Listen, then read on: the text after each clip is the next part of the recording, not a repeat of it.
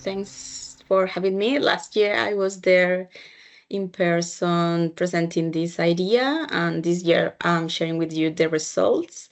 Yeah, so next slide, please. So I will start just saying that most of us, we already know that mangroves are among the most valuable coastal ecosystems because they provide different ecosystem services. Yet, despite these benefits, we have lost a huge extent of mangroves cover in just 2 decades, and this decline reduced the ability to produce these services. Next one.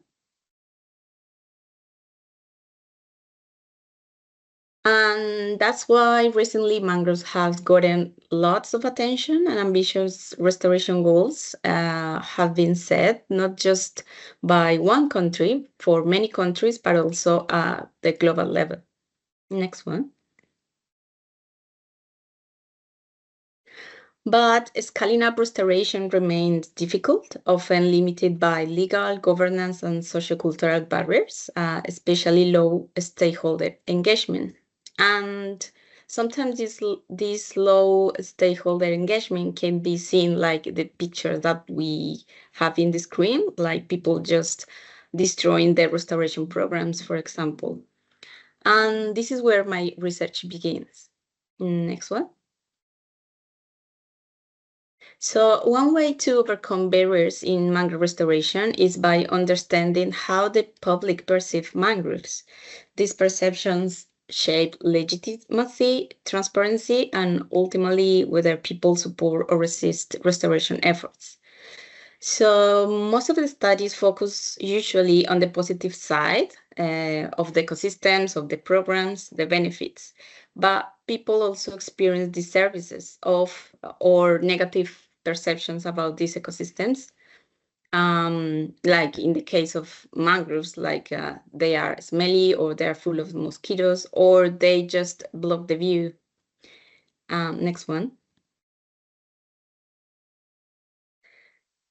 And beyond this gap, we also know little about how factors like gender, age, wealth, or education shape both positive and negative perceptions. For example, sometimes some studies have shown that women often report a stronger environmental concern linked to values of care, but these relationships can vary across culture or countries.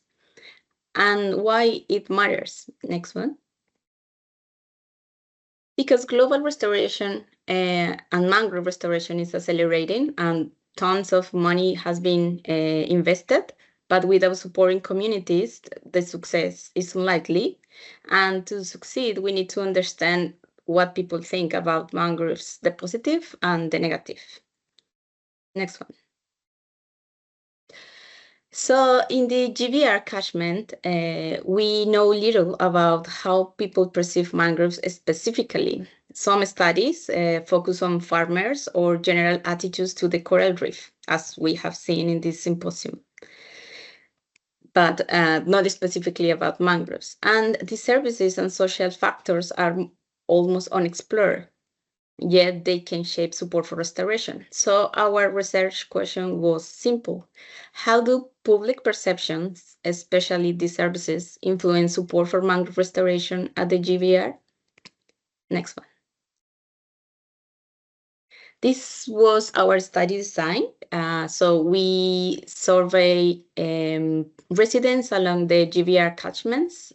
We got responses from more than 800 respondents. We asked people to qualify their perceptions, both positive and negative, about mangroves, and we analyzed the information using binomial regression. Next one. So here are the key findings. First one, next one. So this is good news. Overall, residents held very positive views of mangroves. Over half rated their ecosystem services as very or extremely important, especially biodiversity, water filtration, coastal protection, and carbon storage. Next one. And negative perceptions were less common. The main concern was mosquitoes, followed by unpleasant odors or wildlife risk, and most other disservices were perceived low important. Next one. The second key finding was support for mangrove restoration in general was overwhelming. Nearly 88% of people agreed or strongly agreed with this kind of programs, but the participation was low. Over 80% had never been involved in this program. And when we asked them how they would like to help, people show interest. 60% of them are interested to get involved in different activities, such as planting, donating, or in citizen science programs. Next one. Another finding was that our model showed that perceptions matter more than sociodemographic factors in predicting support for restoration. Next one.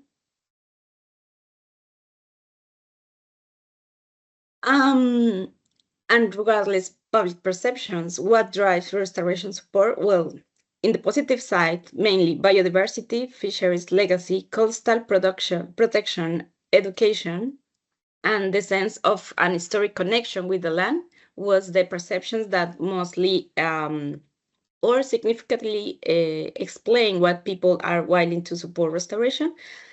Importantly, close to 97% of participants who rated biodiversity as important also supported restoration. So biodiversity actually is a key perception or aspect in the region.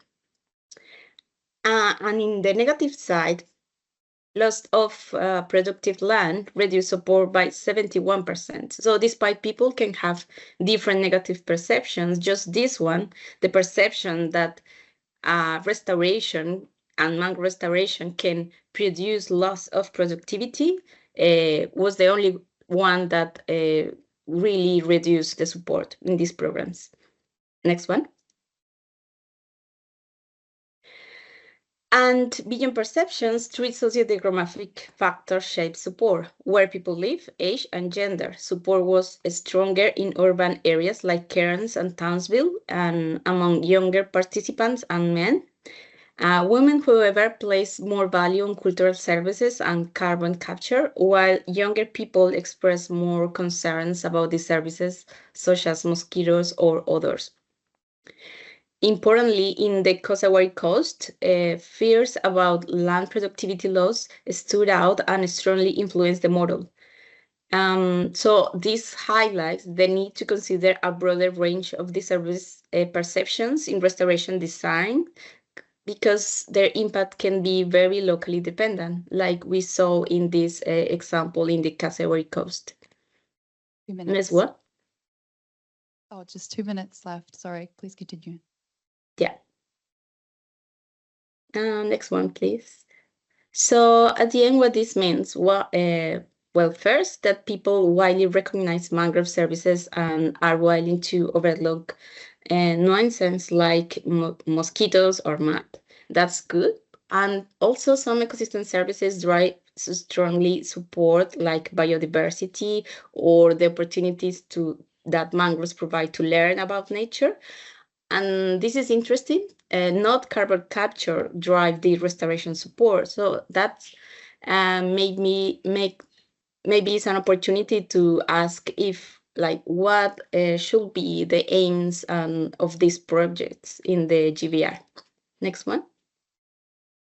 And also, as I mentioned, support drops sharply when restoration is seen as a threat to livelihoods or local economies. Next one. So finally, what we can do about with this information. First, improve communication on trade-offs and the services about mangroves in the region. Also, co-design projects based on local values and concern. Third, initiate large-scale restoration discussions grounded in public values. at the regional and local levels, and this research already provides some strong information to start with those discussions. Incentivized participation, as we saw, there are a lot of people who are open to provide support for these programs, but they are not, like we need to break the intention into action. And this is a huge opportunity for a local organization that actually can leverage the high level of public interest by delivering targeted engagement programs. And finally, think about diversified funding for mangrove restoration beyond carbon markets. As we saw, this one is not a huge driver of restoration support as it is biodiversity. And the last one, please. So I just want to acknowledge and thank the Great Barrier Reef Foundation for the funds for this research. And if you want to know more or discuss the results, just send me an email. Thank you.